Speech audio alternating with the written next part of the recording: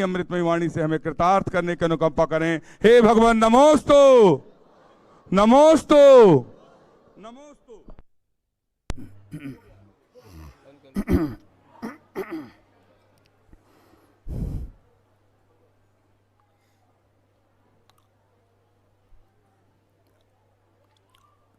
ओम नमः सिद्धेभ्यः। ओम नमः सिद्धेभ्यः। ओम नमः सिद्धेभ्यः। अहिंसा परमो धर्म के महावीर भगवान की, चंद्रप्रभ भगवान की, प्रातः स्मरणीय परम पूजाचार्य गुरुवर श्री विद्यासागर जी मुनि महाराज की जय।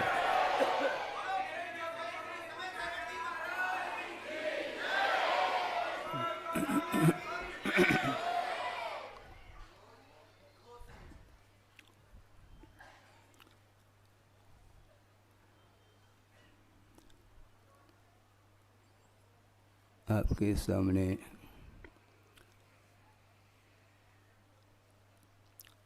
उद्गार व्यक्त करने के लिए बहुत सारे भाव हैं, विचार हैं,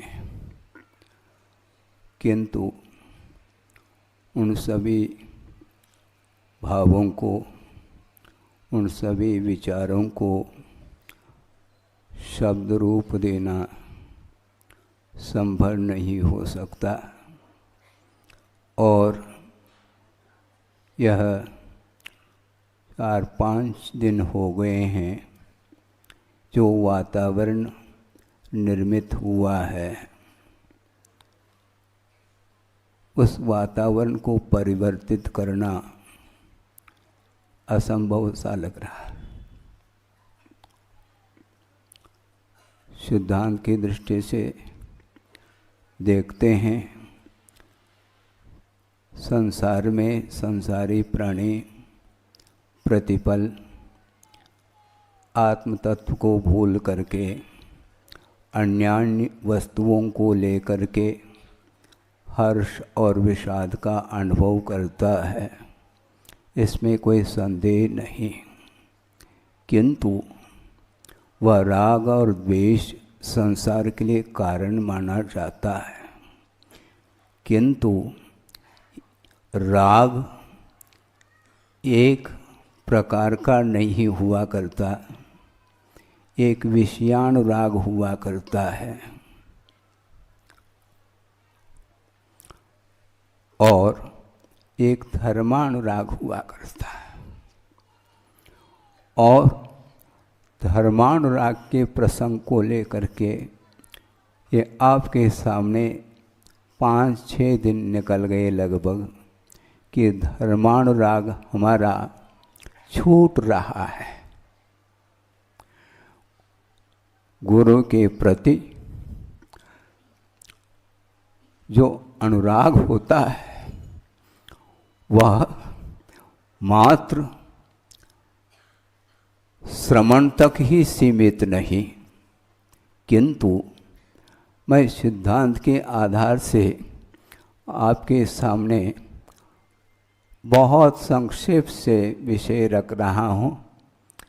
एक आध दिन बाद और विस्तार के साथ विषय रखा जा सकता है, रखेंगे कि कहाँ तो समोशरण में प्रभु विराजमान हैं और वे केवल ज्ञान से संपन्न हैं, और समोशरण में गणधर परमेष्टि विराजमान हैं, और भी अनेक प्रकार की रिद्धिधारी आदि श्रमणों से वह सभा भरी हुई है। और स्वर्गीय अथवा चतुर निकाय के देव देवांगनाएं भी वहाँ पर उपस्थित हैं और दिव्य ध्वनि खिर रही है। और उस दिव्य ध्वनि का श्रवण करके द्वादशांग के पाठी जो गणधर परमेष्टि है श्रुत केवली के रूप में विराजमान हैं, और उसके साथ साथ एक और गणधर पद माना जाता उससे भी विभूषित हैं। और उस दिव्य ध्वनि की विराटता, उसकी गहराई को समझते हुए और सूक्ष्म से सूक्ष्मतम तत्व का व्याख्यान, तत्व के स्वरूप के बारे में विश्लेषण चल रहा है। और वह गणधर परमेष्टि का जो उपदेश है अथवा उनकी जो देशना है वह बिना धर्मानुराग के संभव नहीं है। जब उनकी भूमिका में भी धर्मानुराग सामने है तो हम कहाँ लगते हैं?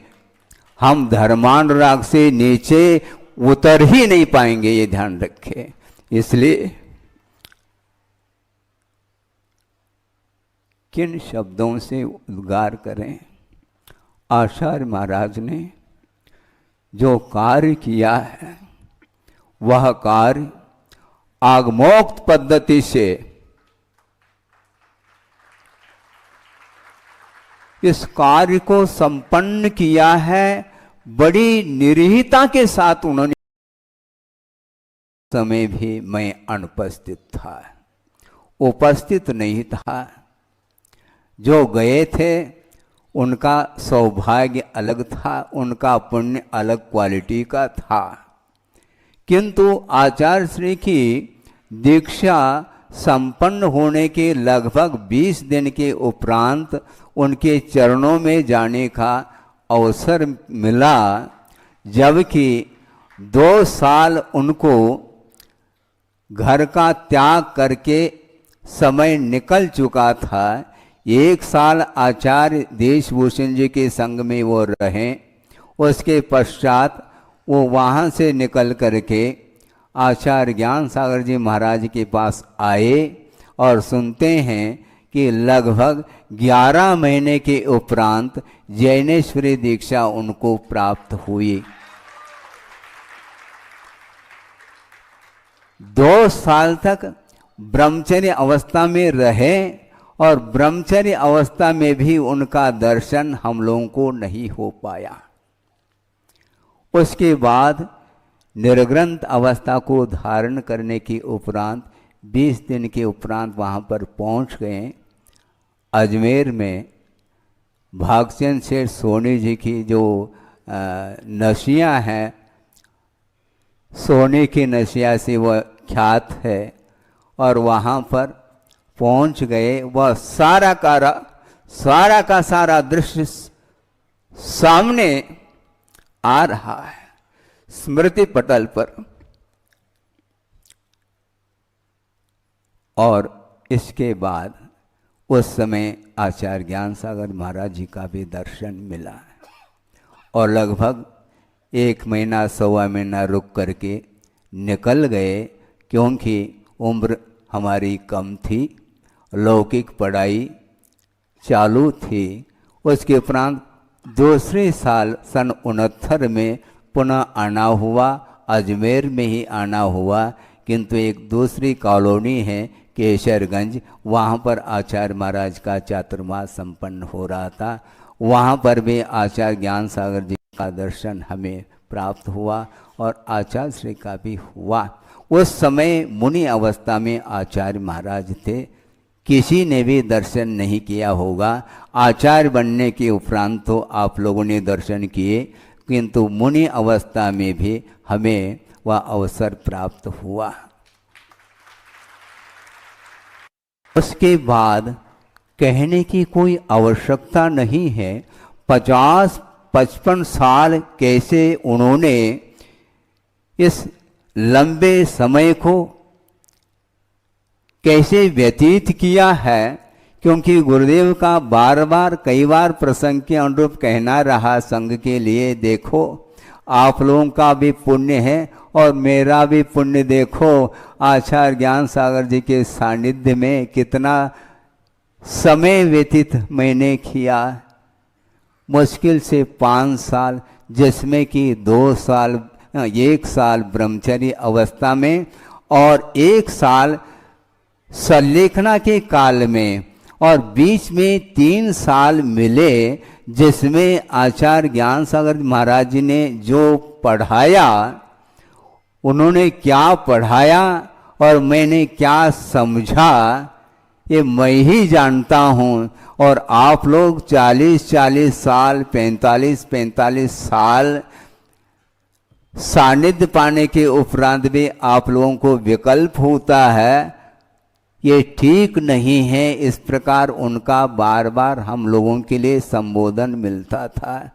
किंतु उनके जो 3 साल अथवा 5 साल भी वो 500 साल से भी अधिक है, ये ध्यान रखे। और हम लोगों के लिए जो सानिध्य मिला है और 40-45 वर्ष मिलने के उपरांत भी लगता नहीं कि हम इतने दीर्घ काल गुरुदेव के चरणों में रहे, क्योंकि अपना अपना उपादान हुआ करता है। इसलिए हम ज़्यादा नहीं कहना चाहते हैं। 5-6 दिन के पूर्व में जो यह आपके सामने सुनने को और देखने को मिला, और मैं इस प्रसंग को थोड़ा सा और बढ़ा करके इस विषय को पूर्ण कर लूँ। सन 1914 में ग्रीष्मकाल आचार्य महाराज का संपन्न हुआ नेमावर सिद्ध क्षेत्र में, और उसके उपरांत विहार करते करते आप ध्यान दें, वो विहार करते करते करते विदिशा पहुँचे पूरे संघ के साथ। और वर्षायोग संपन्न होने के उपरांत, अभी भी मुझे तारीख याद है, शायद भूल भी सकता हूँ, 17 नवंबर 2014, 1914 नहीं 2014, इसलिए बीच बीच में आप लोग याद दिलाएं तो ज़्यादा अच्छा, क्योंकि दिमाग काम नहीं कर रहा है। 1914 नहीं, 2014 में ग्रीष्म काल में नेमावर में उन काल व्यतीत करके विदिशा की ओर विहार करके वहाँ पर वर्षा योग संपन्न किया।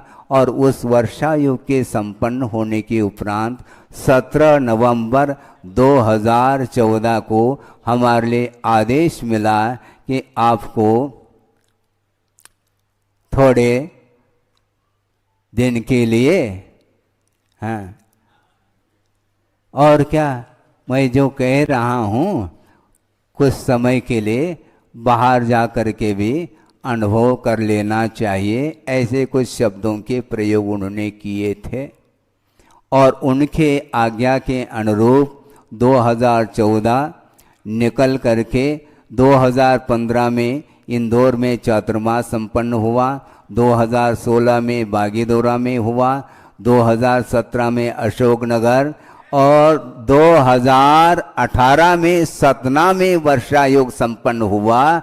उसी समय आचार्य महाराज सतना से बहुत करीब थे, खजुराहो में वो वर्षा योग संपन्न कर रहे थे, और उनके संघ में योग सागर जी आदि सारे श्रमण संघ वहाँ पर उनके साथ था।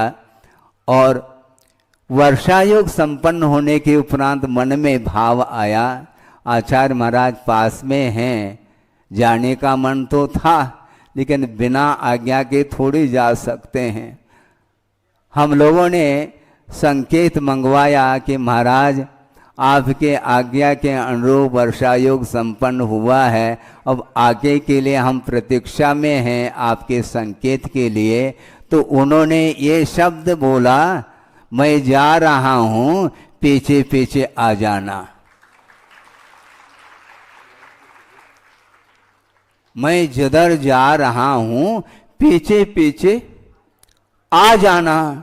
वह इसलिए इस प्रसंग को रखा। उसी प्रकार मैं गंज बासोदा से पीछे पीछे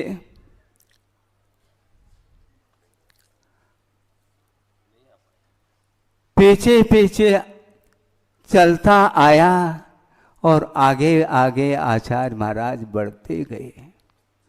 और इस स्थान पर जाकर के आचार्य महाराज के केवल फोटो वर देखने को मिल रहे हैं, और वो कहाँ पहुँच गए हैं। बहुत उच्चतम पर्याय को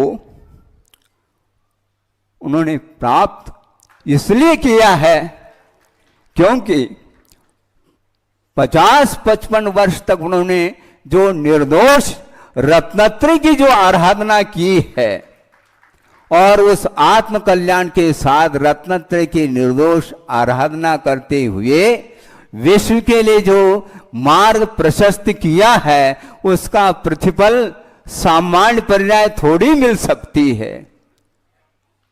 हाँ, इसमें कोई शक नहीं है। जो भी हो वो हमारे लिए परोक्ष है, किंतु उच्चतम पर्याय को निश्चित रूप से उन्होंने प्राप्त कर लिया है और मुझे पूर्णतः यह श्रद्धा का एक आस्था का विषय बन चुका है कि बहुत ही अत्यल्प काल में उस पर्याय को पूर्ण करके कहां पर किस पर्याय को प्राप्त करेंगे, आगे के पर्याय मत पूछो। और एक भक्ति है, एक भावना है, क्योंकि प्रत्यक्ष ज्ञान का विषय नहीं है, किंतु भाव मन तो यही कहता है निश्चित रूप से तीर्थंकर प्रकृति का बंध